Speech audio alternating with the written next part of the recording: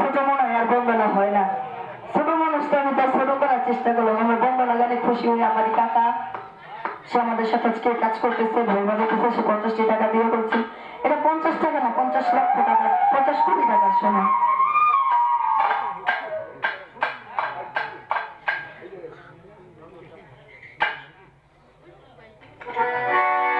যাকে সৃষ্টি না করলে আল্লাহ পাক 1000 মাতৃকাতের একটি বালুর কণার বাবা সৃষ্টি করতেন না।